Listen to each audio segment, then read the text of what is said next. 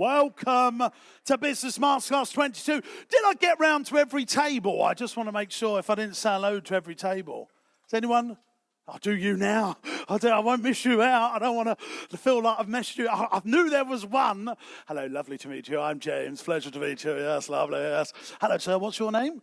Teddy. Just left school, haven't you, Teddy? Going into entrepreneurship? Fantastic. Well done, gang. Well, look, we're going to have a great couple of days learning how to grow our business using all the strategies and tactics that I've used over the last 20 years to grow your business. Well, hello, comedy microphone there. I'm so excited about this. We've got so many firsts that we've never done in a seminar before, especially later on this afternoon, the funding panel discussion. We've got Investec. If anyone's never heard of Investec, they're a private bank that really specialises in entrepreneurs. We've got Coutts, which was Her Majesty's, now the King's Bank, so they're going to be on the stage as well. We've got Barclays. We've got our sponsor, Math Finance, which are a part of Begbie's Trainer, and we're going to have Johnson Reed on this stage up here, sitting behind a desk, and we're going to ask them, are you going to fund this business? Why are you not going to fund it? Or is there any other ways that you know that you can help us fund the growth of our businesses? Whether that's buy-to-let property, commercial property, or just general business growth. And I think that's something that hasn't really been done before in a business growth seminar, so I think you're going to love that. And we're going to do it very Q&A. So I'll be down there with you guys.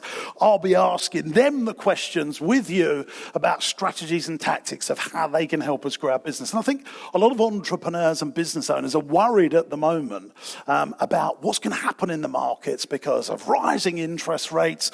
We've got this budget that's affected a massive weaker pound, but I'm excited about the next few years. I can't help myself. I just know there are huge opportunities to grow our business. I'm just going to check on that echoing, guys. I can hear that. I don't know if that's because that door's open, if you can maybe help me with that. Right, let's get into it. Are you all ready? Come on, give me a bit more than that. You ready? Yeah. Good stuff, good stuff. It won't be too woo-woo, by the way, guys. Right, first thing we're going to think about is our philosophy and vision. I just sort of spoke about that now. If you really want to grow a business, if you really want to take your business to the next level, the way we think makes a huge difference to the compounding growth of our organization.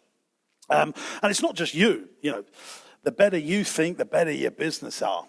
The average you think, the average results you get. The good you think, the good results you get. The greater you think, the positive mindset that you have is going to result in positive minds for your business.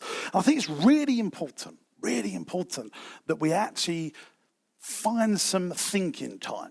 Now, there is a Netflix documentary that I like to sort of quote on this because I'm going to show you all the strategies and tactics that we've used over the last 2 decades to accelerate the growth of our business. Stressful things happen. Every single month, some disaster happens, especially as a business gets bigger. Someone's doing you over. Someone's letting you down. Profit margins aren't where you want to be. Your staffing disasters that we've had over the last few years. Energy prices going out of control. Watching the budget, hoping it's going to be for your sector. I was hoping for lower VAT, extended business rates reform. No. And what we got was a tax relief on profits. And I am completely aware that there are so many businesses. I done a podcast with Victoria yesterday. She's got a business, £910,000 turnover. You've got to go and listen to the podcast. She's got a restaurant doing £910,000 worth of turnover with cash flow struggles and trying to make margin and profits becoming really difficult because of the taxes on turnover. So what have we got? We've got an option. We can cry about it and say, oh, the bloody economy's ruining us. It's really difficult. Or we can have a positive situation in our mind and really try. And I know it's so difficult, and I have these moments myself where I think, how am I going to get through this situation? Even with everything we've got right now, how am I going to get through this situation? You have to have that positive mindset to get through. And I always, I've done a TED talk on this, is the 2-week rule.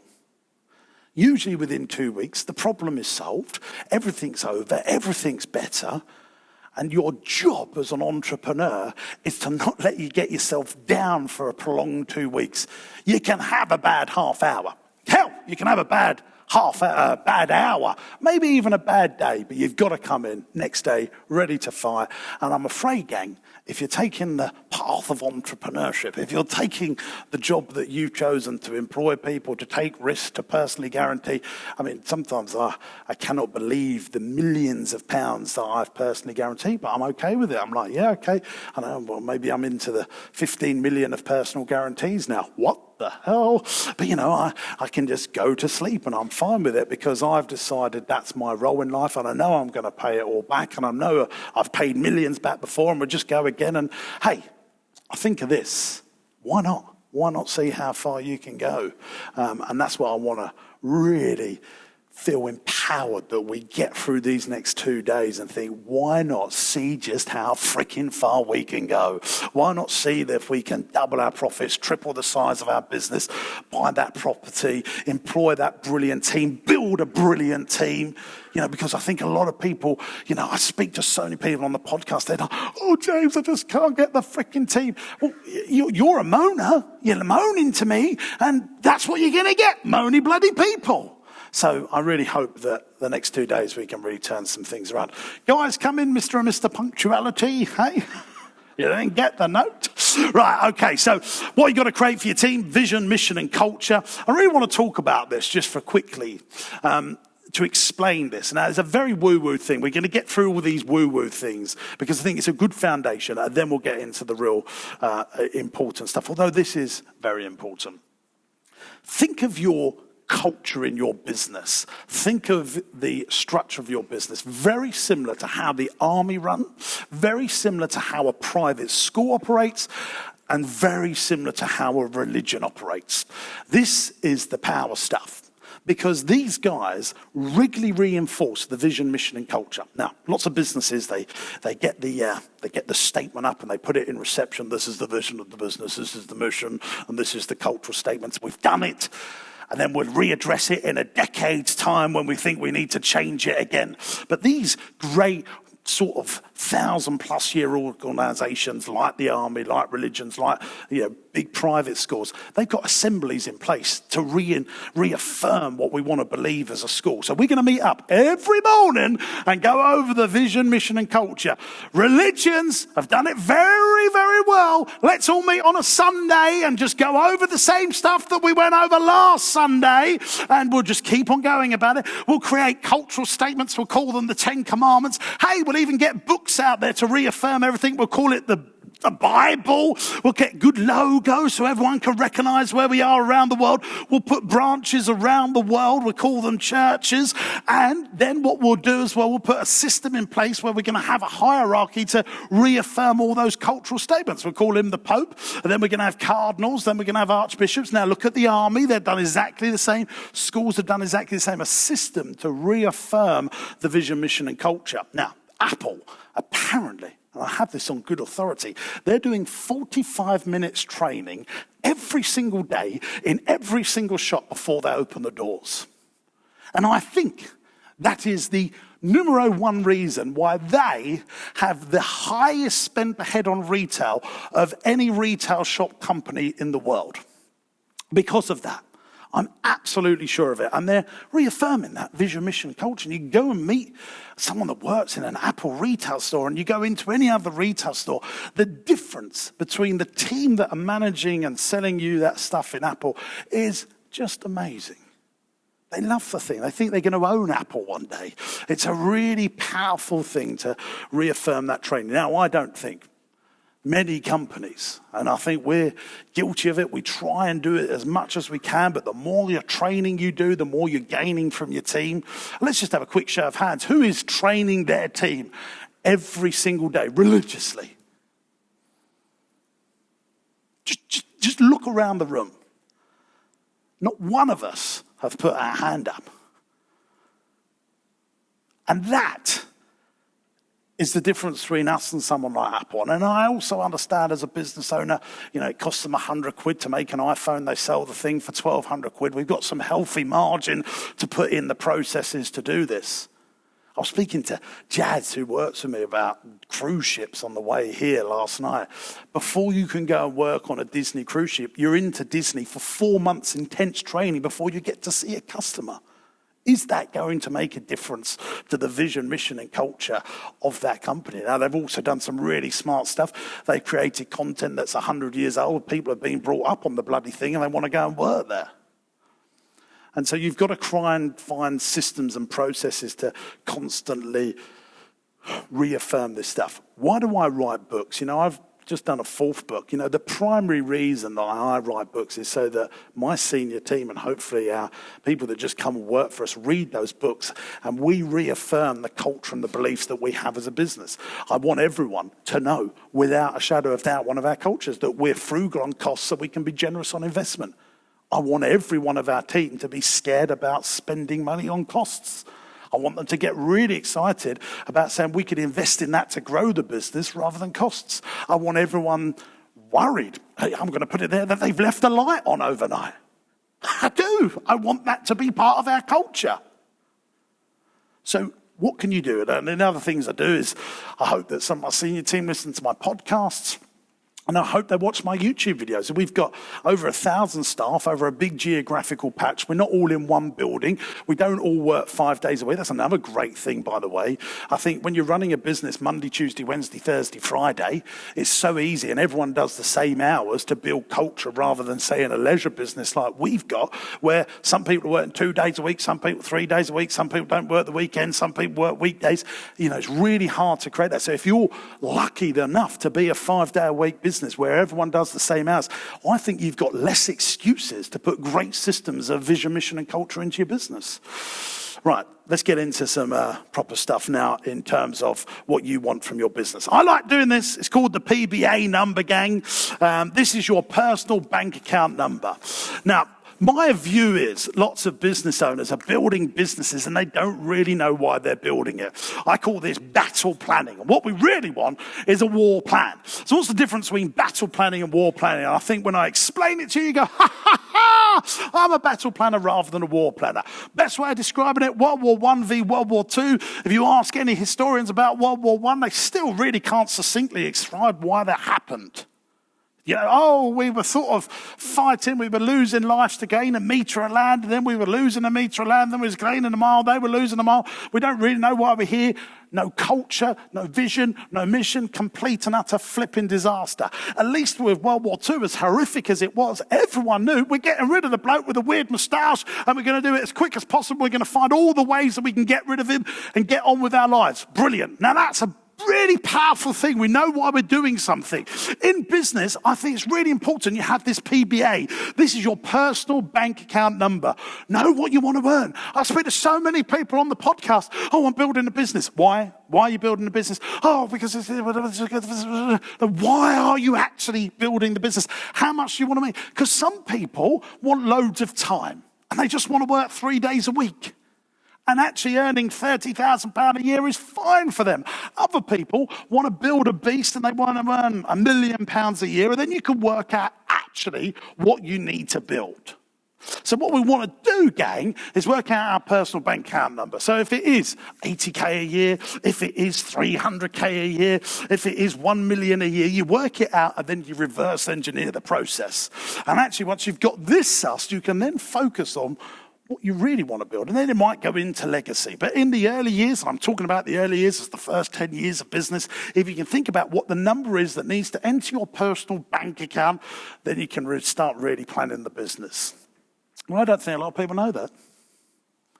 I just think they're doing battles. They haven't got a war plan. They're just battling out every day, and 1 week is just like the last week. Then they get stressed. Then they can't be bothered with the thing. Then they get the problems at home. Interested employees sometimes have an idea of the salary they want to earn. They go in with, we want to earn this if you want me to do this position. They've got that PBA number. Now, the problem is, with you guys, you're usually master judge and jury of your destiny, so you might not actually have it written down.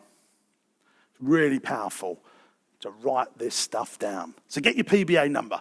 Now we're going to look at the 4 ways to wealth, gang, so you can understand this, and then we'll get into some more entrepreneurship. There's 4 ways to make serious wealth in business. 1, 2, 3, and 4.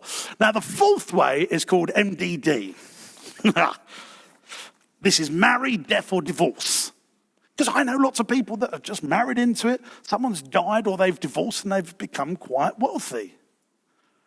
The first way that you can make money is from income. This is wealth. We're talking about serious wealth here. The second way is business. And then the third way is assets. Now, very difficult. We're just going to close this out because we're an entrepreneurial audience, so we're just going to focus on the top three, all right? It's very difficult to build serious wealth from income because it's highly taxed. And it's come down by 5%, but if you're earning some serious money, let's just say 50% of it in the developed world gets taken from you. The second way is business. If you sell a business here in the UK, you get entrepreneurs relief. I'm sure you guys know it. You only pay 10% tax on that first £1,000,000. So if you earn £1,000,000 for income, let's just say roughly half of it goes. But if you're in business, then only 10% goes if you sell the business. And then the third way is assets. People doing buy-to-let property, investing in buying commercial property, etc., etc. Now, my rule of thumb is to do this thing called 50-50 living. And this is one of the big takeaways that I want you to take away from the 2 days. I talk about this process called fast pounds and slow pounds. So a salary coming into your bank account is fast pounds. It comes in, and then by the end of the month, for most people, it's disappeared, gone.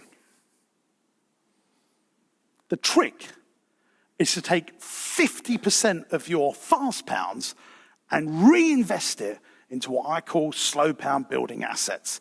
Now, for me, that's commercial property. It could be buy-to-lets. It could be stocks and shares. I know nothing about stocks and shares. When I say stocks and shares, for me, this would be the Googles, the Disney, the Facebooks, good safe stuff that you think is still going to be around in 20 years' time. And you put the money in, and slowly and strongly it sort of doubles in value. Property, for me, every 10 years, it roughly doubles in value. So you've got to put that hard deposit in. You've got to put that stamp duty in. But then it compounds over 10 years and turns into something that's really strong and very hard to take away from you.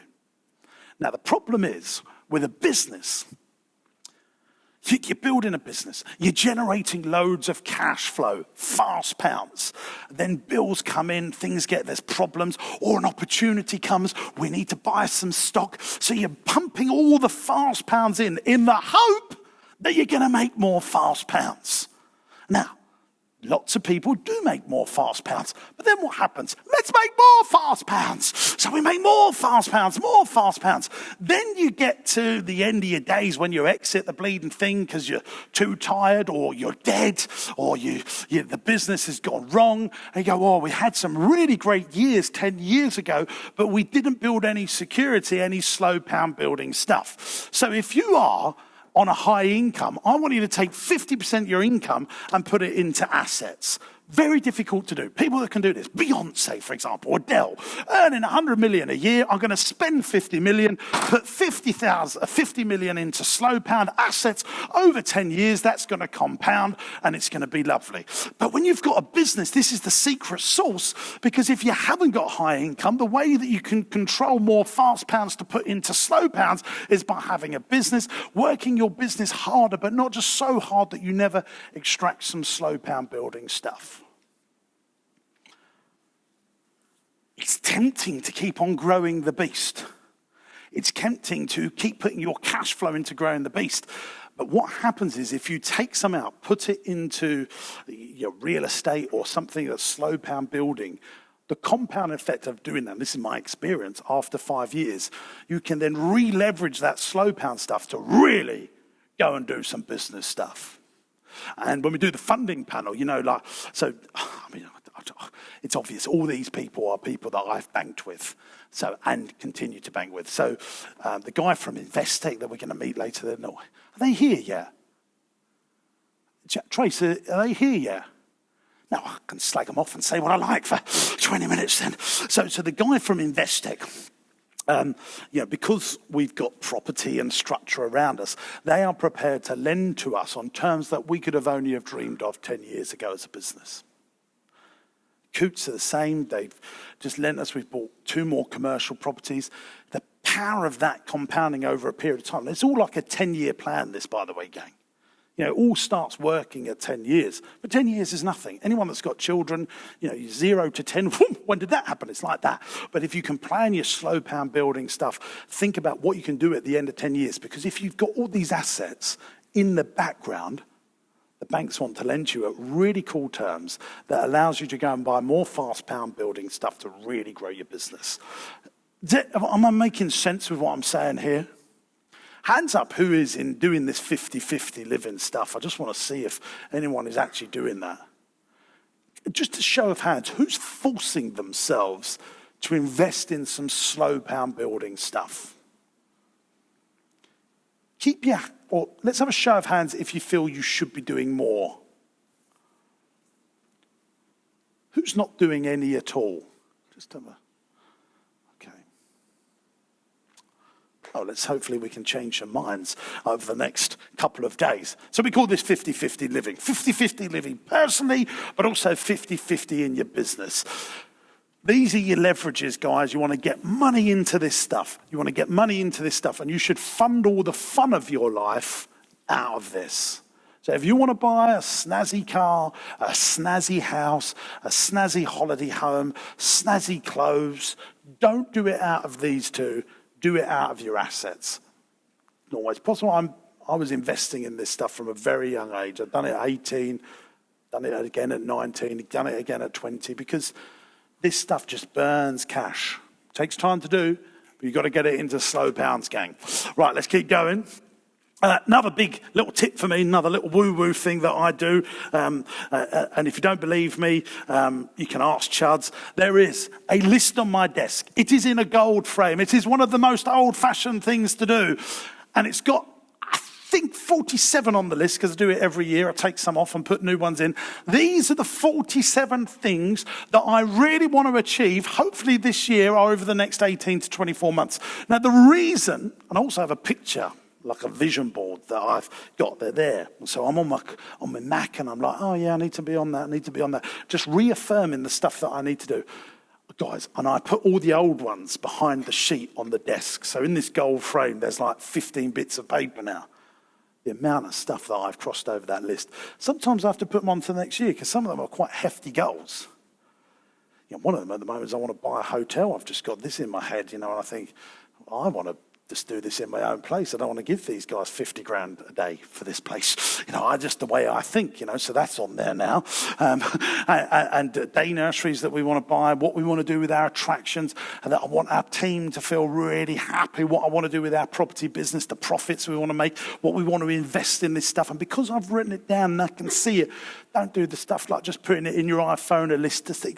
I don't believe it works. I think the process of writing it down and seeing it in a photo frame, I honestly, I would put like 20% on that. I've been doing it for years. 20% of the stuff that I've happened, I think it's happening because of that list on this desk. I don't want to get woo-woo on you. I'm just telling you, this is the stuff that I've been doing for years. And I see it and I've got, I need to get on that. So the list on your desk, really important. I think it makes a huge difference.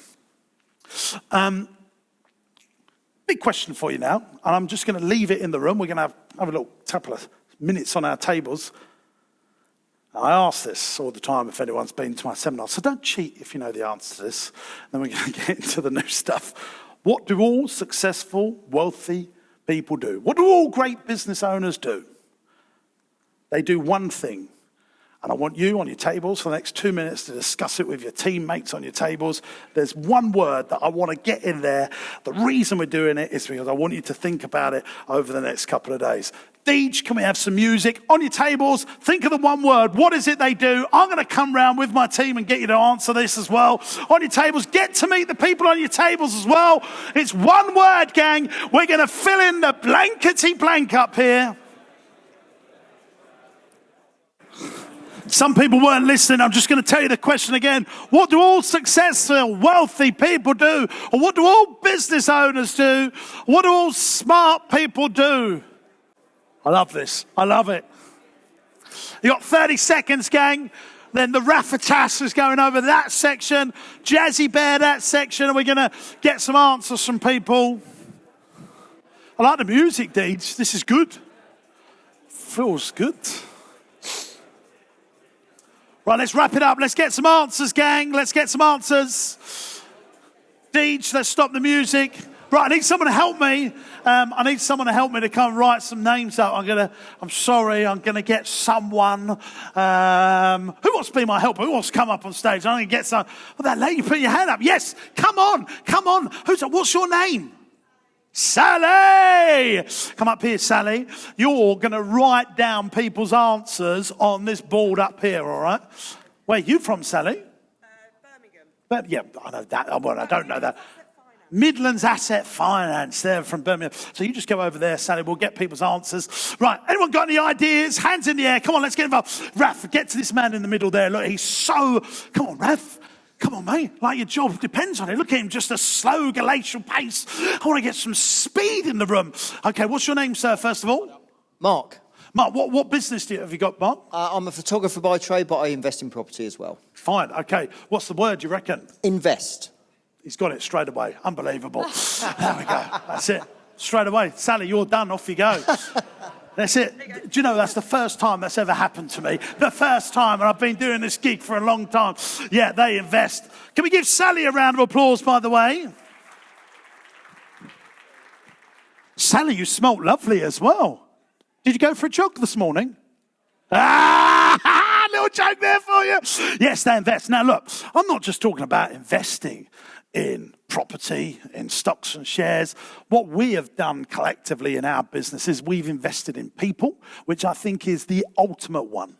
The ultimate one. Investing in business, investing in system processes. One of the best things is investing into your knowledge of marketing. You've got to become great marketeers. In my opinion, the best business owners, their number one skill set is a grip of marketing, then sales. But if you know how to get people knowing about your business, it's the floodgate into you. But people don't invest time in reading the marketing books, going to the marketing seminars. And then we've got to invest in people. We've got to do the investing in the slow pounds. Let's get some answers what other people got, because I always like this. What did you get, stripy shirt? Let's get... Come on, Raf. Run. Look at him. Come on, like, everyone's waiting on you. He's there, this man in the shirt over here. Let's just come from a Beetlejuice convention. Come on, let's get it. What's your name, sir? Hello, my name's Tristan. Why don't you stand up? Yeah. Tristan, hello, Tristan. I run a company called Zebra Invest, which you need to say everything's branded. Yeah, everything's branded, yeah. Anyway, we went with... Right, we've done the pitch. Okay, what was your... There you go, guys. And we went with Learn. Learn, yeah, okay, that's a good one, but it's not the right one. Invest the right one.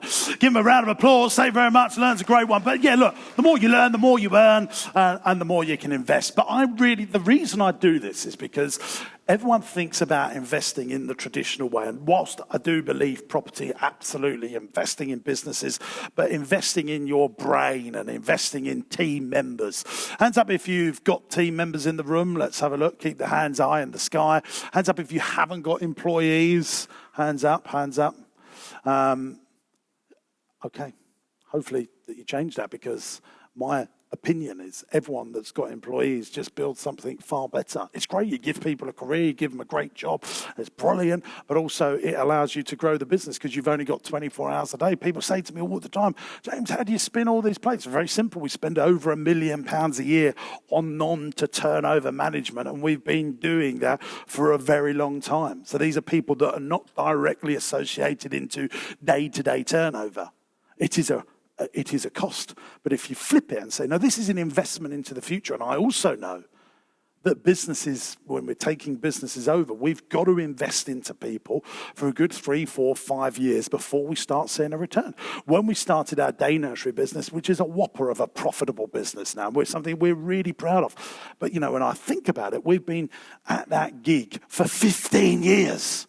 And I can remember in the first couple of years, we were going through a change of senior management. We couldn't just get it right. The foundations weren't good enough. We were great at the logo, wasn't everyone? Oh, let's come up with the brand. Let's come up with the bloody logo. But actually, you really want to come up with who's the best freaking management that we can find. And we've got to invest in management, because the secret of building great companies is understanding the two-way process of E plus M equals S. And this is... Nothing in my business has taught me more than this. It's entrepreneurship or leadership plus management equals success. And management gets slagged off, doesn't it now? It's like not cool. Oh, it's management. We don't do management. We do leadership here. Fuck off. I mean, I just want to say it now. I really want you to remember this. We need a process of the both. And the best way of me describing this is like a school.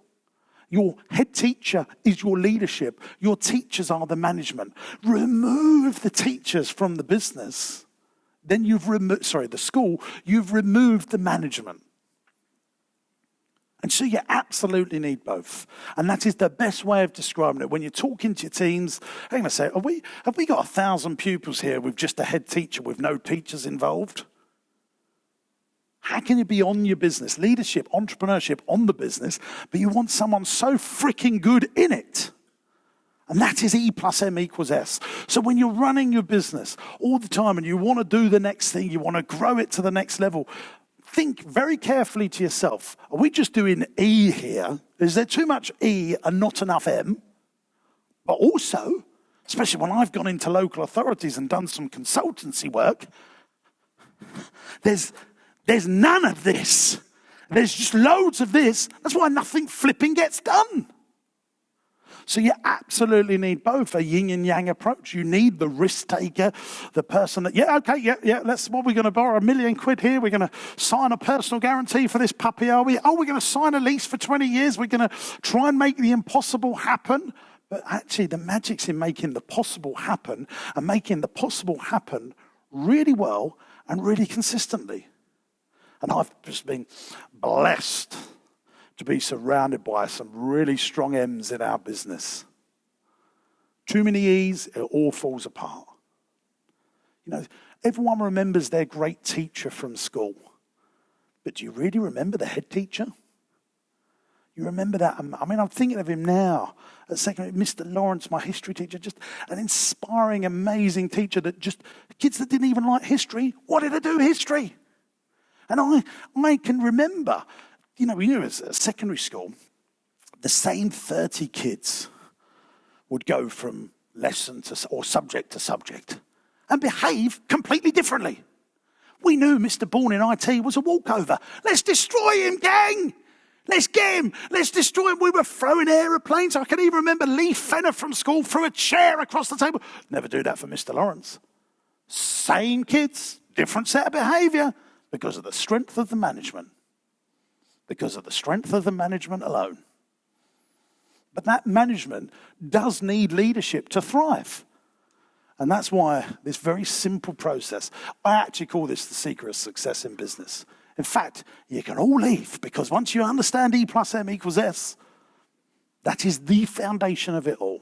E plus M equals S. Okay, right, let's carry on veering off track, shall we?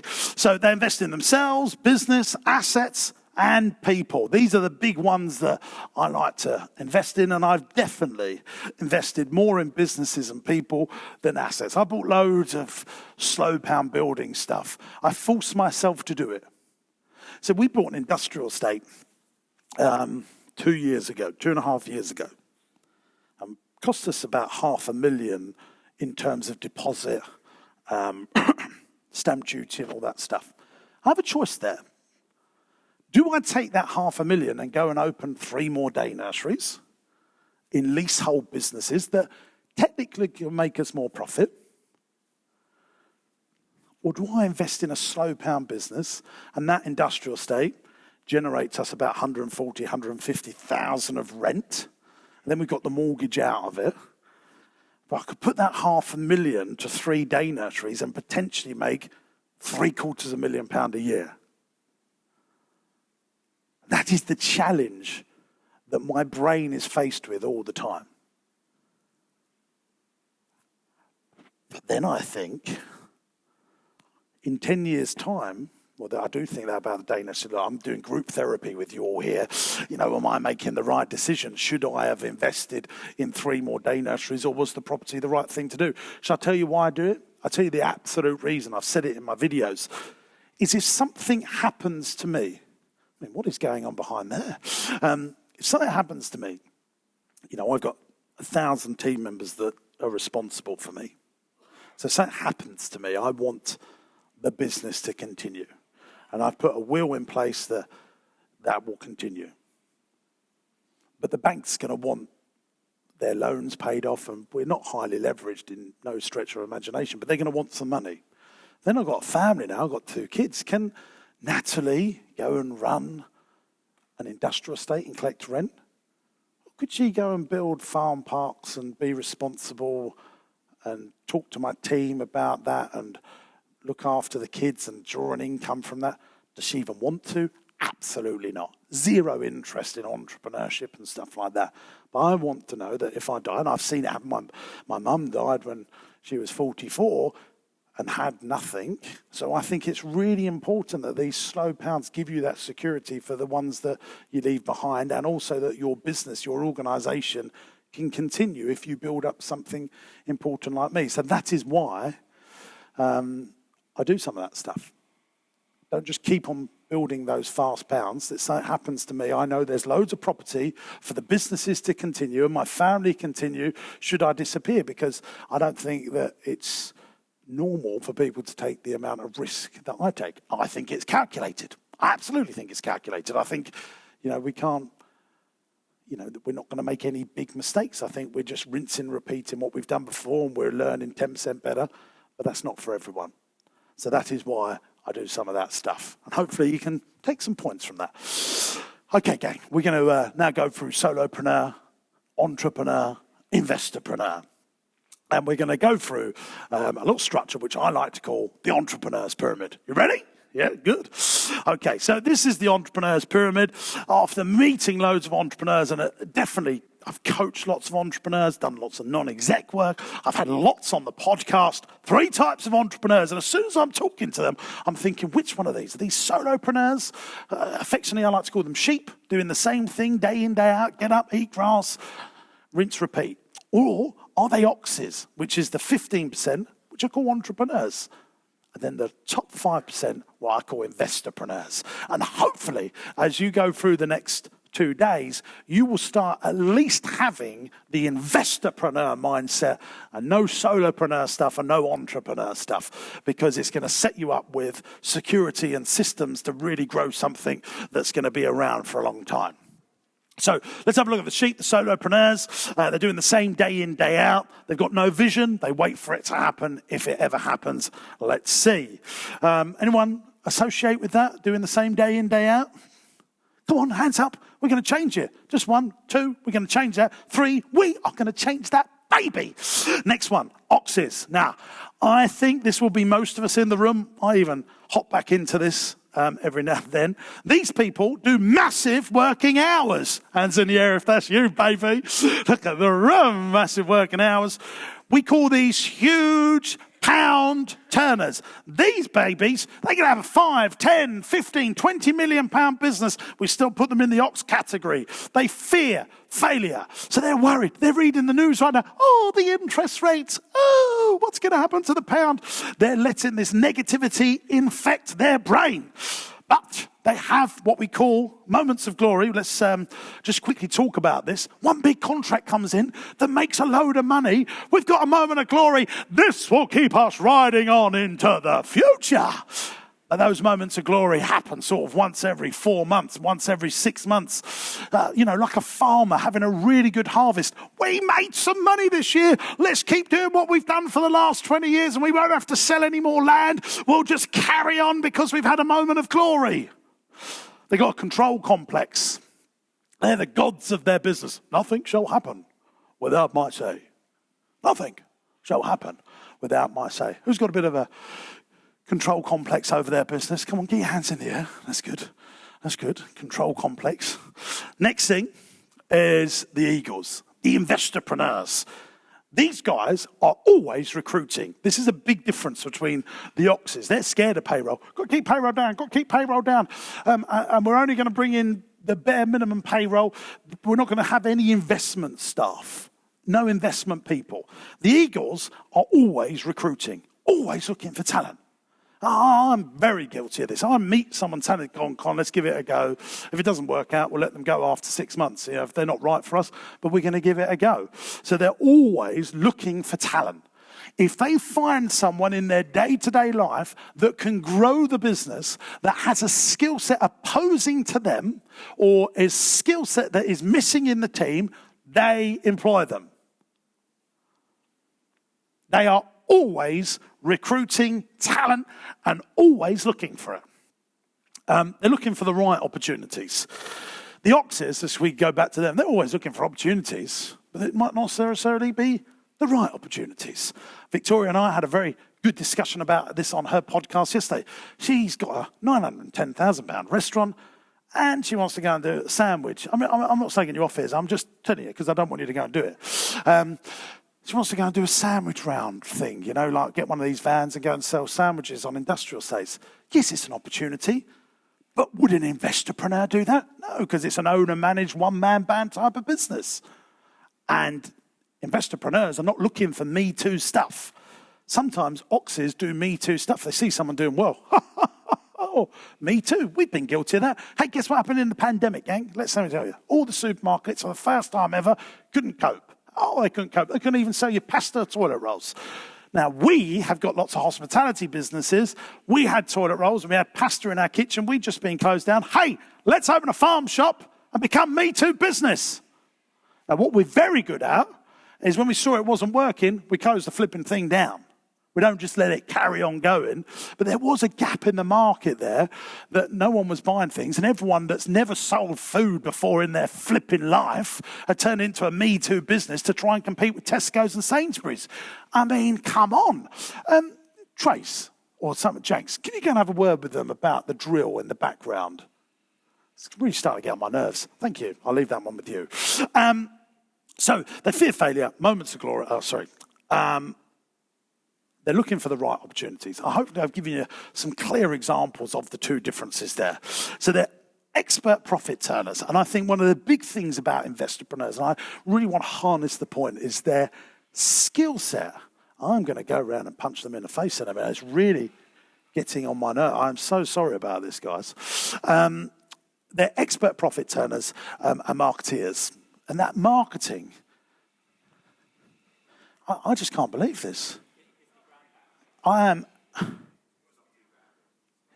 Get out there, janky, sort them out, you way. Expert profit turners and marketeers. They're great deal makers and really good at joint ventures. Now, joint ventures doesn't mean that you're setting up a joint venture business with someone. Like Matt from Einstein Marketeer, you know, anyone seen Matt? He's got fires literally this big, each one, really massive arms. You wouldn't want to mess with him, but he's a lovely guy, and he's coming up tomorrow just to talk about pay-per-click advertising. He's very, very good at all that stuff, and I think it really works, and he knows it much better than me. So he's just going to do a half-hour talk tomorrow. So I'm letting him come and speak on my stage because I know it's going to really help you guys. And then I'm going to go and speak at his Entrepreneurs Marketing Conference next year, and or later on this year. That's an example of a JV that works really well. And I'm not scared about doing those JVs. Sometimes when I meet the Ox entrepreneurs, they're very scared. Oh my God, what if they steal my business? What if they steal my staff? And a classic one that Oxes say, oh no, I can't employ people. They might take my customers and start up on their own. Well, they did. They've done that to me loads of times. Why'd you let it bother you? We had an entertainment agency. The problem with us is a Me Too business. So we would train up all these entertainers. After a few years, they go, cheers, party man. You've trained me up. You've given me loads of customers. Bye. See you later. We're doing it on our own now. Our problem there was way too Me Too. Way too Me Too. And that's why I love day nurseries now. You know, these are regulated businesses that have got Ofsted there. I tell people, well, if you've got a farm park or a leisure attraction, you should really open a day nursery there. They go, oh my God, I can't even begin to think about regulation and Ofsted. I won't be able to do what I like. Well, yeah. But that makes it really valuable. You go and ask these people tomorrow, you know, would you like to, the funding people later on, hey, Coots, Investec, would you like to invest in our ice cream business? Very difficult to get investment into that sort of thing. Would you like to invest £10 million for us to go and open 30 more day nurseries that are Ofsted regulated? I don't even need to ask them. I know the answer. Financiers, the market loves regulated business. So that's what investorpreneurs are good at. And they come up with their own investor rules. Now, best way of sort of fusing these two together. if you are going to, the guys that do property, you will have a set of criteria of what sort of property you want to invest in. When it comes to business, you want to have that set of rules as well, just like a venture capitalist would, just like a pension fund would. You need to have them written down, because the problem with being an entrepreneur is opportunities get magnetized to you. You know, like Victoria, I think that she's been given a catering contract. She's been given this sandwich thing. And this has only happened in the last fortnight. That's because you're entrepreneurial. You're going to attract opportunities to you. The market goes, that's a busy person that gets things done. And usually what do busy people get? More opportunities. And my phone doesn't stop with people offering us stuff. And we have to learn to say no more than we say yes. Okay. I want to talk quickly now about the business life journey. This is going to be something really important for you guys to understand. I've got a handout for you on this. I'll tell you what we're going to do. Can we have some music while we give the handouts out, and then we'll come back to it. I want you just to look at this. My team are going to bring it round to you, discuss it on your table. Then I'm going to explain the business life journey to you. Deej, hit the tunes. Has everyone got one? Hands up if you haven't, just so my team can get to you. Everyone got one? Thanks, Deej. That's enough now. Right, back here, gang. Let's go. So I've just drawn this out on my flip chart, but not as beautifully as you've got on the printed paper. Some of you that have been to my stuff before, I always talk about this, and I call it a real R&R moment. An R&R is very different in my mind to what you might be thinking about it. It's not relax and rewind and all that palaver. It's refresh and remind. R&R is one of the best things that entrepreneurs and business owners can do. You know, you get your favorite 10 books, reread the bleeding things. You've got to refresh and remind yourself of the stuff that absolutely works. Especially like when you do marketing. Everyone wants to do the flashy new marketing. Still, the most important thing about marketing is the power of the headline, whether it's on YouTube or bloody podcasts or TikTok. And this is an R&R moment. Refresh and remind yourself of what works. And some of you won't know about it, but let's talk about it. So this bottom big part makes up most businesses here in the UK and the global G8 economy. There's the startup businesses that are generating under £85,000 worth of revenue. 70% of businesses here in the UK do not pay VAT. So if you're paying VAT, that immediately, gang, puts you in the top 30% in terms of size of business. I don't actually know the facts on this. I did remember it, but actually if you employ just one person, that immediately puts you like in the top 10% of businesses, because most people are just so petrified of employing people. So we've got this startup phase. Now, above this green line, we've got then the struggle phase. When you go through the startup phase, certainly lots of businesses, I don't know if you can ever remember when you go from paying no VAT, then all of a sudden you've got premises, the business rates kicks in, the VAT kicks in, and the PAYE and all that kicks in. You go through this struggle phase. And then, if you make it through that struggle phase and you start doing $500,000+ worth of revenue, you go into this SME lifestyle phase. So you could be a £1.5 million business generating £250,000 worth of profit a year. You're going to have a nice life. You're able to extract profits from your business. And also, the banking sector does love this sector. And they don't love it as much as they do, because I'm sure lots of... Who's got a bank manager, by the way? Now, hands up if you've actually got a bank manager. Keep your hands up if you've got a really good bank manager that you feel you've got a great relationship with.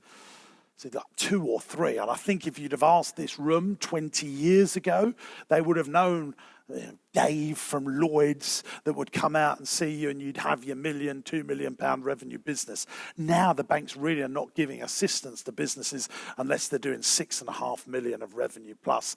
And in reality, it's 10 million plus before you start getting something really decent. So, but they do like, if you're making £250,000 a year profit and you've done it for 10 years consistently, you'll be able to get a commercial mortgage to buy the premises that you own, for example, that you operate out of, something I'm very pro doing.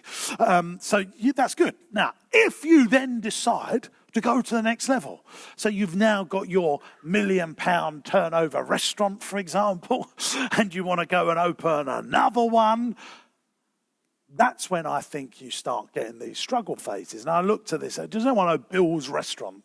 Anyone heard of Bill's? Bill's started in Brighton, one amazing restaurant, generating great profits. They wanted to scale it up and open loads of them. There are loads of them now. They went into this overtrading situation. The revenues are growing. We've got growing pains because we now start needing this nightmare called middle management that burns through all the profitability of the business, but the business is still growing. We can get some funding from the bank, but never really enough to do what we really want to do. So using cash flow to bridge the gap, but then you can't afford the right people to come into the business because they want to go and work for, I don't know, Wagamamas that have got 500 restaurants with more infrastructure in place, with more corporate security package or whatever palaver they come up with. And so great people are attracted to those. So what happens here is we go through this cash burn rate. So loads of people are in this. You know, they're turning now £6 million. They're turning £5 million and making less than when they were turning £1.5 million. Now, one of two things happens here. People give up because they're sane and they return. And they go back to the lifestyle business. You know, I've got a very good friend, had 5 restaurants. He's now got 1 restaurant and enjoys his life again. He's back in harmony. He's making loads of money. He's got controls over it. He's a control complex entrepreneur. He's a proper ox gang, a proper ox. He's never going to put middle management in place to help him grow the stuff. He's never going to let anyone else make a decision. So he was right to return. Now, every now and then, and we are this business, we were overtrading for years. But I didn't have a family. I was prepared to risk everything. I promise you now, we had like a £7-8 million business, and I was still gigging doing kids' parties because I couldn't extract cash from the business. So I would earn my money from going out, frankly, being a clown, whilst running, you know, a big business Monday to Friday. So I was, you know, in my business at weekends earning on the tools and then building it Monday to Friday. So 7 days a week for a lot of years. Is that for everyone to do? Probably not. So then that's why not many people get through to the scale phase. Scale to me is a business doing 10 million revenue plus with the hunger and dedication to keep on growing. Now, what I've done here on that sheet you've got is I've put the different ways of funding these stages of the business. So at the bottom, when you go to a bank, especially now, hello, I'd like to open a restaurant, please. Can I have £300,000 to open my first restaurant? That's what they're saying to you. So in that stage, you need to use your own funds or, you know, give mum or dad's investment property or their house. They're going to remortgage or do something like that. They need security backed in those early days. If you do make it through, you struggle, and then you get into the lifestyle business, then I know loads of people that have, a really good friend of mine had a chain of day nurseries. She sold it, exited really well. Her mum remortgaged in the first days to give her the lump of money to open her first day nursery. But actually, as she got going after 4 years, she was then able to get a mortgage with Barclays to buy a commercial property. She remortgaged that commercial property, paid mum and dad back, and she was on her own. So once you get into this stage, things are really good again. Now, she actually went through this overtrading period and started hopscotching backwards and forwards, but eventually did scale it and then done what we've done over here, which is IPO or sell, and then get out of the thing. So she was, unlike me, I'm much more of a collector, if you like. I don't really like us selling anything. I like collecting things. And we've just collected more and more over the years. We've sold a few things, but as a rule of thumb, we like to build income-generating businesses, keep them, and build great teams. So this little diagram, I think, is really, really powerful for you to think about when you go back to your hotel room tonight and think about, well, look, I'm here. Do I want the stress, or how am I going to fund this stage? Because every business that I've come across goes through these steps of building a business. So this is very stressful.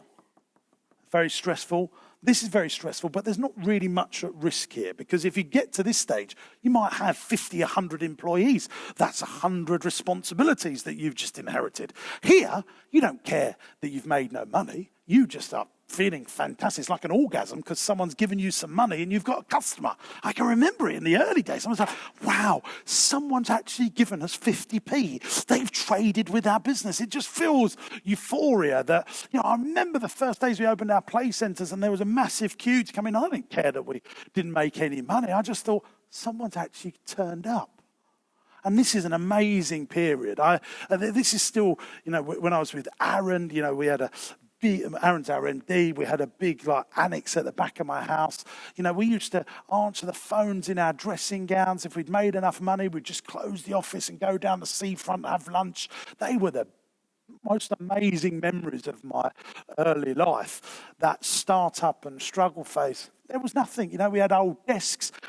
My computer screen it wasn't that way. It was that way, that wide. It wasn't one of these. Boom! It took up most of the desk, and they were second-hand, and we made up members of staff's name to make sure that we looked like we had a bigger business. He had fake names, I had fake names, and we would just like role playing at life, really. It was.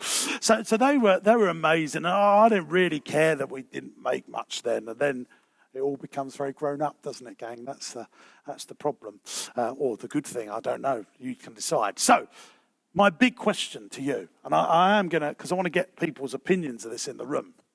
I've set out, in my opinion, what happens in most cases. Then there are some other situations where people just sail through this, and we call them unicorns. They are the exceptions to the rule, and I don't like talking about the exceptions to the rule. I like talking about the rules. That's why I don't do get rich quick, because it don't happen. Most people find all their wealth at 65, and they've got 10 years to go. 10 more Christmases left, and they've got loads of money at 65. They've paid their mortgage off, and, I want to try and fasten and speed that up for you, gang. I want to get you through doing it, in 10 years rather than take 30, 40 years. Loads of people, they get to 55 and they start putting all the systems and processes that I talk about, building management teams, because they know the clock's ticking. I just want you to do it much quicker. I want you to do it now. So let's just quickly go over it. Startup. Up to £70,000. You don't care you're making any money, you're just happy that you're in business. Then you go through the struggle phase. Oh, hang on a sec, we've got bills to pay here. It's actually important we do make some money. And then we go into this SME lifestyle phase. We're extracting cash out of the business. You might have some middle management in, some basic management. You're having a nice life. You're taking cash out of the business. You're having some holidays. Everything's starting to get systemized. You don't need too many rules because you're owner managed. You're keeping an eye on it. But then the entrepreneurial DNA kicks in. Why have one restaurant when you can have 10? We haven't got the money to do it. Let's just go for it. So then you go through this overtrading position where you're using cash flow to grow the business. But if you do get through, you scale it. These are the different levels of funding at that stage. You're using your own funds. The bank comes in here. If you're overtrading, you're going to need to put your own cash in or get a venture capitalists. Love this, by the way. Venture capitalists love this stage. Oh, what's going on over here? This bloke here, he's got 7 million of revenue. He's got 4 restaurants. Everything's starting to work, and he just hasn't got enough cash. The bank are not going to lend in the money. How much do you need, Mr. Entrepreneur, Mrs. Entrepreneur? Oh, we need about 5 million. Okay, give us 50% of the company. We now own you. You work for me, but we'll give you all the money you need to scale the business. We're going to ruin your life for the next 5 years, and then we'll force a sale on you. But lots of people have done all right out of it. If you've ever read the book, How to Get Rich by Felix Dennis, there's a whole chapter on venture capital where he talks about how he had really good friends with really good businesses that ended up hating their life because they took in the VC money, because then you're an employee. Okay, so that's that stage. And then you've got the scale phase where everything's really good again, because the banks, what do you need? Like £5 million to open 20 more restaurants because you've got 100 already. You can pay us back over 20 years on mortgage terms. Well, you're really going to improve my cash flow. Yeah, but you tried, tested, and proven now, and you've got a system that works, and you've done it for the last 10, 15, 20 years. Brilliant. You also got loads of freeholds in there, so we've got juicy security. Let's go. So they're the different levels, gang. If you're here, or if you're here, I don't think many of you are here, but I think most of the people in here are in these 2 stages. And you're probably at the top stage of this SME lifestyle. And by virtue of being here, you probably want to go bigger. You probably want to go to the next level because you've turned up to something like this. You are probably not satisfied with where you're at right now, and you want to grow. But now I've explained this little conundrum to you, this little Sudoku for entrepreneurs and business owners. So on your tables, I just want you to take 2, 3, 4 minutes of just discussing it.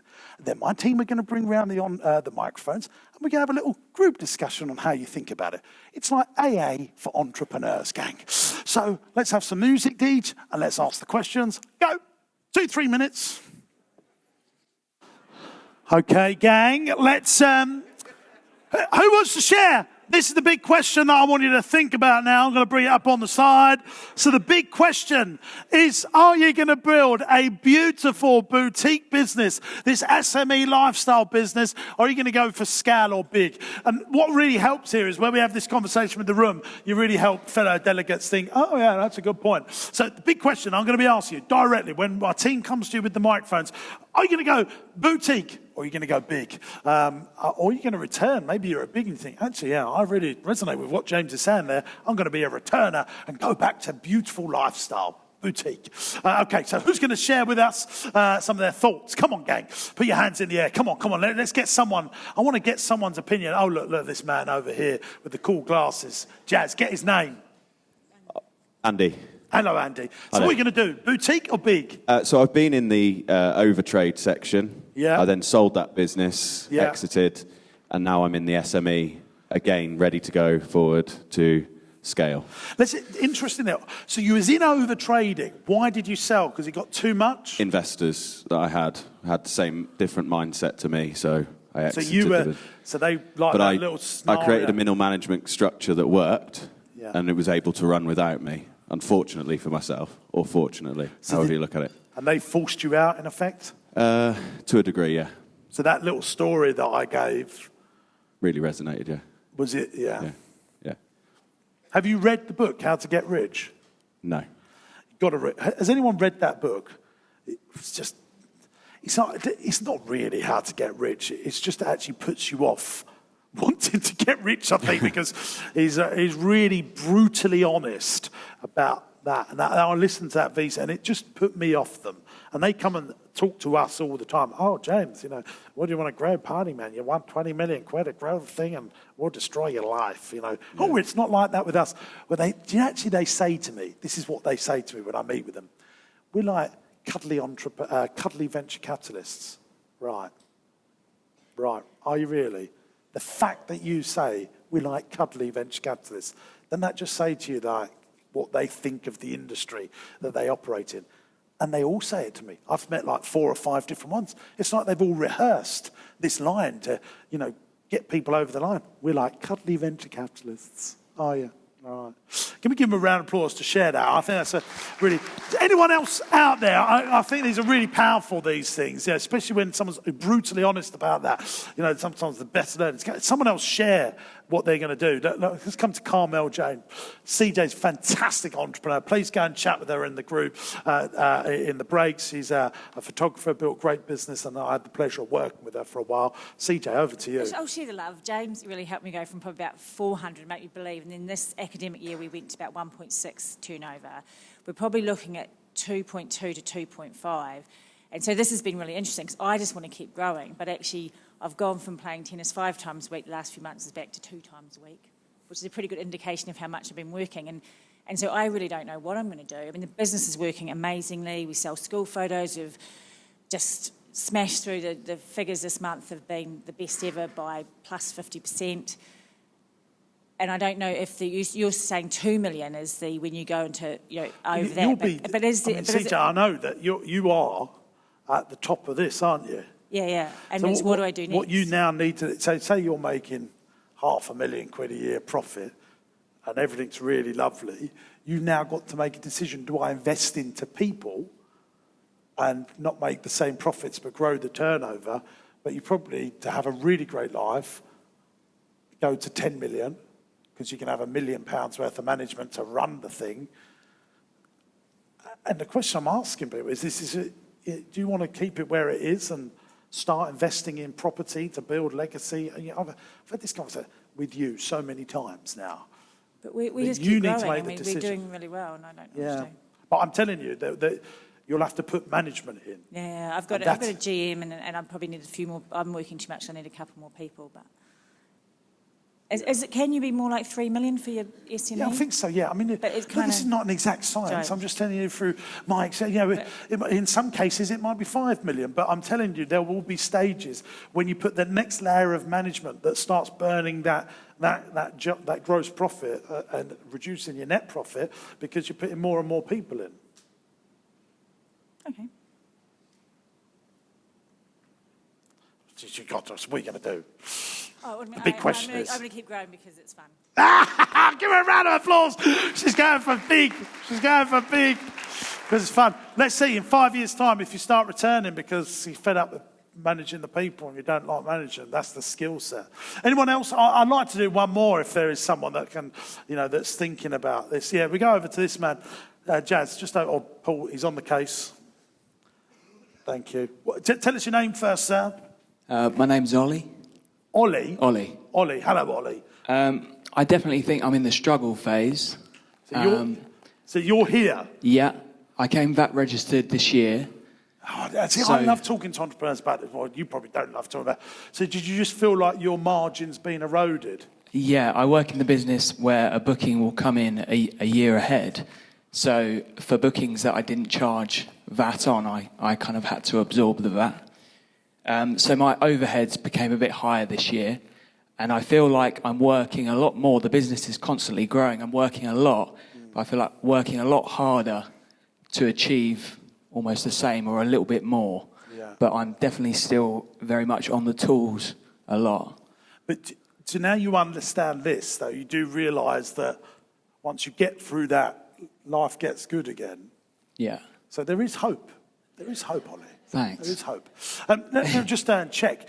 So when you become VAT registered, did you claim all the VAT on the bills over the last 5 years and get a little lump of cash?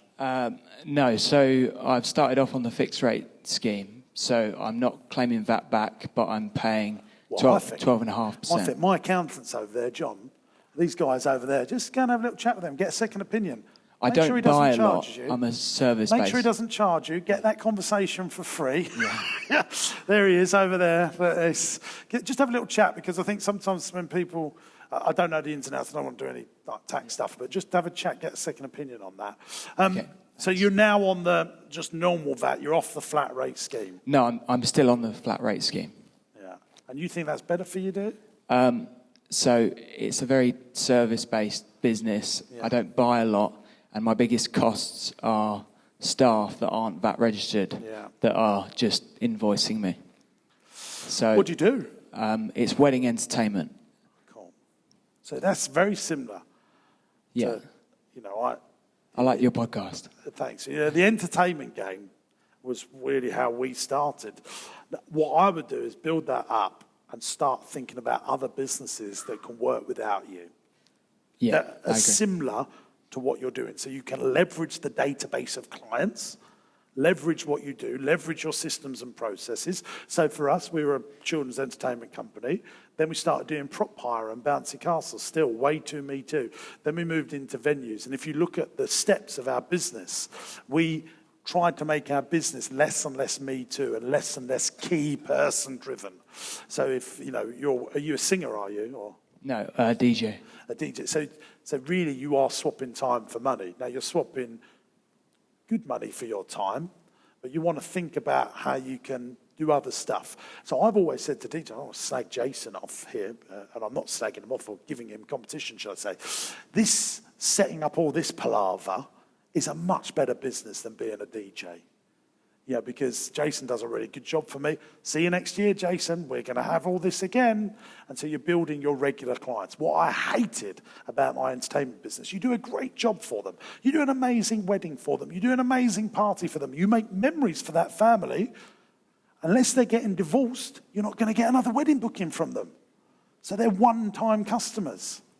That's why I've never really got into funerals. So there we go. Thank you. But look, I'm just, take them thoughts, do what you will with them. Let's catch up in one of the breaks and we'll have a chat. Anyone else? Look, we're going over here. We'll do one more. Who's going over there? Jazz, beat Raf. Go on, look. Here we go. Tell us your name first of all, sir. Oh yeah, my name's Jonathan. Hello, Jonathan. Hello, James. Where are you from? From Banbury. Banbury, near Oxford. Oxfordshire, yeah. Yeah. Over to you. Yeah, come on. What are you going to do? Boutique or big? So I would say at the minute I'm sort of SME, boutique, maybe heading towards over trade where I am at the minute. What sort of revenues you doing?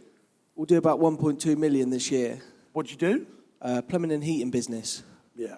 Obviously based in Banbury, so I'm sort of heading up the scale. Yeah. Obviously got a little bit of management in place and stuff like that. So Yeah. I would say that I'm heading towards the top of that SME boutique and heading towards the next stage. Are you scared about it? Excited about it? What do you want to do? I don't know where I want to go, but I'm not scared about it. I've sort of built this from nothing so far, so that it's not a fear factor. It's just maybe a bit of the unknown factor of where to go with it. And obviously I've been through the struggle stage, and then do I want to sort of go through that again? Or because my lifestyle now, I'm starting to get back again. So Yeah, see, this is the thing. You understand? This is exactly it. You're starting to have holidays. yeah. You start. Do you get on with your wife? Yeah, I'll actually Oh, see stay it now. where you are, because I always tell people if you don't get on with your wife, go for it. You know, it gets you out of the house. Well, I've just started seeing her again, so we're at a good stage. Yeah, But that's it's good. whether I want to go back through that again, Yeah. and obviously have more problems and different problems again. Yeah. But it's where I've got to decide where I want to go with it. Yeah, look, guys, this is well, what I'm hoping is that, you know, you go back tonight and you think about this stuff. This is such a conundrum.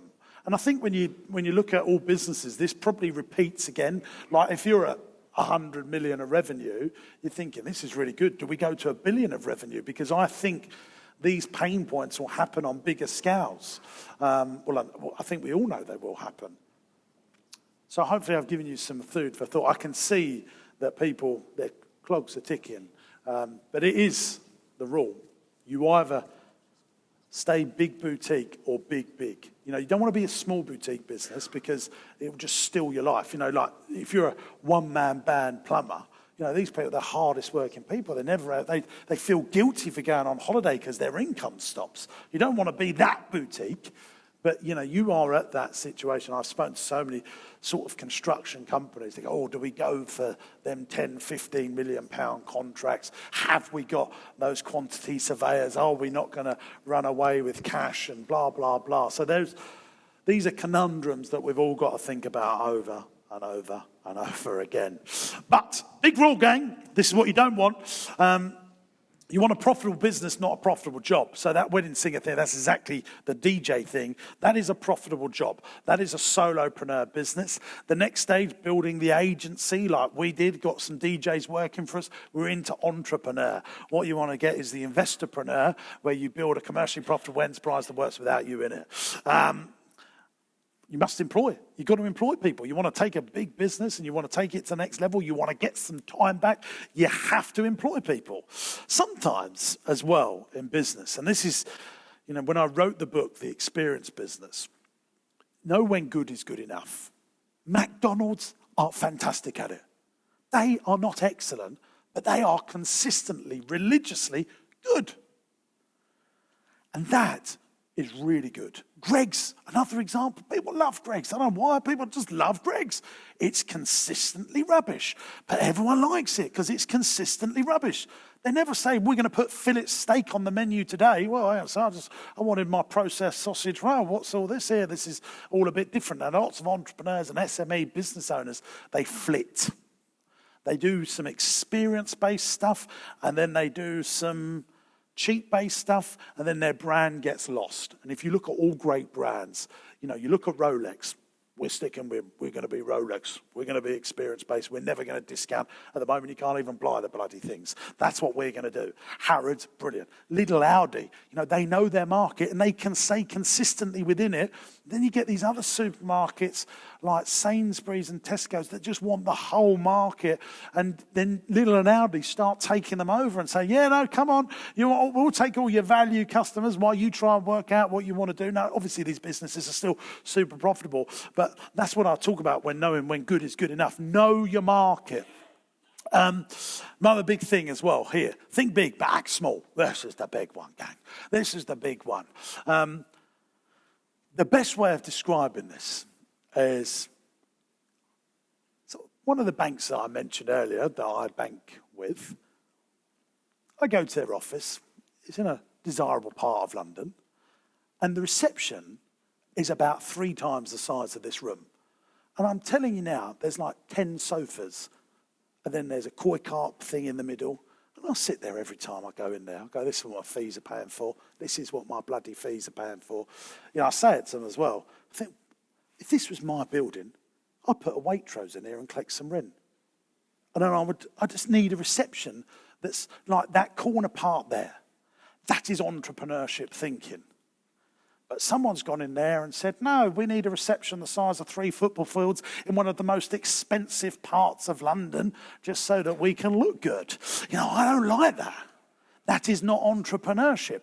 So what I want is think big. Yeah, think we can take on the world, but act small. And what happens is, as a business and an organisation grows, and we're guilty of this as well, it's your job to manage it, is fat starts coming in. That could be too many people. That could be too many luxuries. You know, that is why one of our big culture statements that I keep on hammering into our team, be frugal on costs so we can be generous on investment. Be embraceful about talking about frugality. And you want to create a system for positive pressure. I don't care what you say about this. Human beings need a little bit of pressure. They just need a bit of pressure. That's what we need, a little bit of pressure. The best thing is when a doctor says, if you don't get healthy, if you don't do this, don't change this, you're going to die in 6 months. You want to see those people hop, skip out of that doctor's surgery and they change their lifestyle very, very quickly. You need some pressure to get things happen. If you don't make this happen, the business is going to be taken away from you. If you don't, and this is what you need to do with your team as well, you need to create systems for accountability. I like to call them lion meetings. We'll come on to that later. What did you do last week? What is the issues that didn't allow you to do what you said you was going to do last week? What's the opportunities we've got, and what are you going to do next week? Let's meet again next week. What did you do last week? Write it down, minute it, talk about it. That's a really good little simple system. Now, if you get management in place, they'll be much better at you than this. But if you're an entrepreneur, you need to know the absolute basics, knowing about your flitty personality and doing lots of different things, because that's what an entrepreneur does. So, create a system for positive pressure. How are you going to keep up to date with your team? And you need it for you. You need it for you and your team. Ultimately, if you're an entrepreneur and you want to be successful in business, what do? You get stuff done. You get stuff done.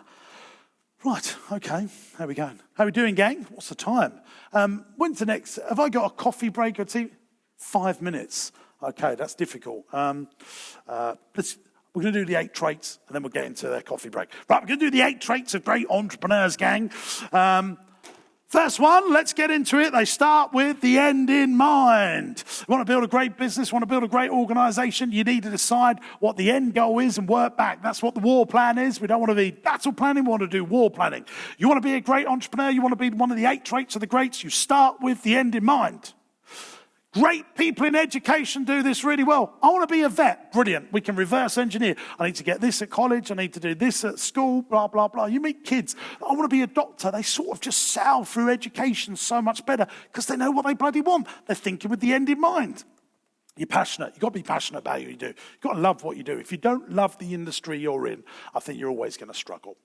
Because tough times are going to come. I look at our businesses. Making ice cream is much tougher than I thought, by the way, gang, to turn it into a commercially profitable enterprise. I flipping love ice cream, and I'm really passionate about the brand. It's going to get me through, isn't it? It's going to get me through. I love us buying carousels, building railways, we're building a dinosaur park. I mean, it really pumps me up. I'm really passionate about people having great days out. And even when it's difficult, even when coronavirus, nope, we're going to come back stronger, better than ever before. Because I'm passionate about the sectors that we operate in. I don't do anything that I'm not passionate about. This, what I'm doing today, I literally love with every fabric of my DNA. Inspiring, building up, learning, brilliant entrepreneurship, spending time with you guys, passionate about it, I carry on doing it. You need untold amounts of resilience. If you haven't got resilience, this ain't the gig for you, gang. It is not the gig for you. What gives you the resilience? The last one, being passionate about what you do. You've got to have great relationships with people. If you are not very good with people, then you're going to have to learn how to be very good with people or get out of the game. You've got to get really good with people. Some people, lots of business owners, I've spoken to lots of you, I just can't get the people. No one wants to, That's because you're not good enough. Average people work for average people. Good people work for good people. Great people work for great people. So you've got to get at that. Commercial awareness. 3 rules of building great business. My 3 KPI rule. Number 1, you produce a monthly profit and loss. You religiously look at it, even if it gives you the flipping ump. How many businesses? I spoke to someone, a couple of people. Was it you, Victoria, Yeah, Victoria again. Sorry, Victoria. We're going to have to give you a discount of at least £10 to come back next year because you're just getting slagged off here, and I don't mean it, but we've got a £1 million revenue business not generating monthly profit and loss. Not generating a monthly profit and loss. So you're blind. You don't know how to navigate the storms. A profit and loss. I had a board meeting with our play centre business last month, or last week actually. Brilliant. We had a great meeting. This is really good profit and loss. Hey, fantastic. We're all having a laugh and a joke. An hour later, we do the Rossi one. Oh, my God, it just all of our energies sucks away from us. We've grown the sales. We've done best ever sales, but the profitability's not there. That's why we run the flipping thing, to give us the ump to put the changes in place. Some people call them a profit and loss. I actually like to call it management information, because what does it do? It gives you information on how to manage the bleeding thing. So that's why we need to be doing that. Second one, labour to turnover ratio. This is a big one, especially if you're in hospitality and leisure or retail. All businesses. You're tracking what you're spending on labour as a percentage to your turnover. If you're in retail, you probably want to be around 10-13%. If you're in childcare, you want to be at 50%. If you're in software, you're going to be a lot higher because that is your thing. But you want to track your percentage and stick to it. And if you go over it in your management information, you can have a conversation. Well, we've gone over a labour because we've invested in 3 new salespeople because in the next 6 months we're going to grow the business. But then at least we understand why we've made those decisions. And then the third KPI is producing, understand average customer value or average transactional value or whatever it is in your sector. So many people, we're going to grow the turnover this year by another 1.5 million. When really, what you want to be saying is, we're going to grow the spend per head or the average transactional value by £5.50, £10.50, £1,000, £2,000, whatever it is for your sector. That's the things that Sainsbury's are doing and Tesco's. Let's increase the basket value by another £8. How many customers do we get in each week? We get about 30,000. 30,000 times £8. Do you see how this is really important, tracking average customer value? And look, I know this, I've heard this all before, but are you bloody doing it? And are you tracking it religiously? That's why we're doing an R&R here, refresh and remind ourselves. So we have a system called the Daily Income Sheet. Anyone a member of Entrepreneurs University? It's in Entrepreneurs University. You can just download it and use ours, steal it, bastardize it, do whatever you like with the bleeding thing, but just start using it. We put in, what's the turnover per day? Then it works out the percentage because we put in the hours that we spend, and then it tells us our spend per head because we count the customers that come in. How often do we do it? Every flipping day. And people go, it doesn't apply to my business, I'm a solicitor. How many customers have you got? I've got 500 customers. What's your turnover? Turnover divided by the 500, you got your average transactional value. Next year, how do we increase that average transactional value by 10%? Boom. And my experience is a big chunk of that increase in ATV drops to the bottom line. Thank you very much. Let's carry on. You've got to be innovating. Your role for business, as you should be, as a business owner, focusing on 2 subjects, innovation and marketing. They're the 2 things that should never leave your brain. You've got all these other things that I'm telling you about, but these are really important. E plus M equals S is really important, but this is also really important. Innovation and marketing. If you don't innovate, you're going to evaporate. And here's the thing. So we came up with it, and I'm thinking about this right now. Give you a classic example. We have got a pumpkin picking village at Marsh Farm. We started it sort of 4 years ago. Aaron and I went to buy some dinosaurs in Germany. It's one of our regular jaunts that we might get up to. So we fly over to Germany, and it was September when we looked at these dinosaurs. There's pumpkins everywhere in September in Germany. I mean, they're pumpkin picking mad in Germany. They've got pumpkins everywhere.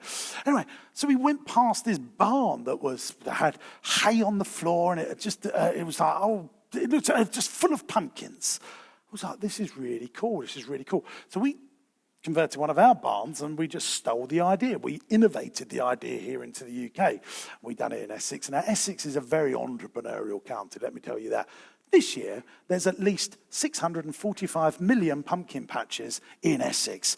And I think we were one of the first to do it. So everyone is innovated. What I'm trying to get with this story is here, the market constantly innovates. And we think we're at the top of this pumpkin picking thing that we do. So we're up there. Now everyone's like, hang on a sec, we've got to step out our Father Christmas experience. We were like the best in Essex. You know, well, Aaron, we've got to get a real ice rink because that costs us 120 grand to get the ice rink. But not many people are going to do that. So that makes us less me too, because the market's constantly innovating. And if you don't innovate, you're going to evaporate. Who gets Marks and Spencer's clothes anymore? Not really. No one wants to admit it. But when I was a kid, Marx's, that's where you went for your quality clothing. School uniform, Marks and Spencer's. Get all your undies, obviously Marks. I mean, we still go there for the food, thank you very much. They've continued to innovate that, but their clothing range, they just haven't innovated. They've been losing customer market share. You know, they're saying they're going to get Holly Willoughby to now do some stuff for us, but she won't even queue up, will she? So there we go. Right, okay, sorry, a bit political there. Right, now look, Born Marketeer. You know, this is the number 7 of the 8 traits of the greats. Born marketeer. You've got to be more of a marketeer of your thing rather than the person that does your thing. If you can train your brain when people say, oh, what do you do? I'm an accountant. You want to quickly come back and say, no, I'm a marketing manager for my accountancy practice. I have to say, John, who's my accountant here, is one of our sponsors, really lovely guy. He's actually very good at marketing. We go out for dinner once a month now, don't we? We've started that as a little regular thing. Core the conversations we have are just fantastic, guys. If you ever want to get bored, come along with us one night. but Mark, John's really good at accounting, and he does, I think it's £200 a week on direct mail, literally sending snail mail in the post. I'm a massive fan of direct mail. And he's getting really good leads from it. And he taught me something. He said, it's 53p a letter, printed, posted, sent. I'm like, wow, that's so good. You just need to find the data. And if an accountant can do this really cool marketing and then really grow your business and be innovative on the marketing, then you can really do some great stuff. And that brings me neatly on to no matter how good you think you are, no matter how great you think you've come, stay teachable. It is the cornerstone of greatness in entrepreneurship. You know, there's a really good business guy that is in Essex, and he owns a theme park called Adventure Island. If anyone knows Adventure Island, it's a brilliant scowl SME business. I reckon it's a 15-20 million pound business, which is a very big owner-managed business. When I sit with him and talk to him, he's learning. He asks me so many questions about what we're doing in our business, and I ask him, and we teach each other. We're having a little mastermind with each other, and we regularly meet up. You know, I'm happy to go out for John once a month, and I think we're on a level pegging in our understanding. We're teaching each other by going out for dinner once a month, just the two of us. And I constantly, throughout my career, have made a point of finding time to go and have coffee with people that are doing what I do in a different geographical patch. It's free, you just need to dedicate some time to it, and I've literally come away with hundreds of thousands of pounds worth of savings or millions of pounds worth of revenue generating ideas. So they're the 8 traits of the greats. We're going to have some coffee now, gang. We're going to open those doors, and we're going to be back in here. Let's just let's have a look at the time. It's 11:10. We're going to try and get back in here at 11:30, gang. What time? One more time. What time?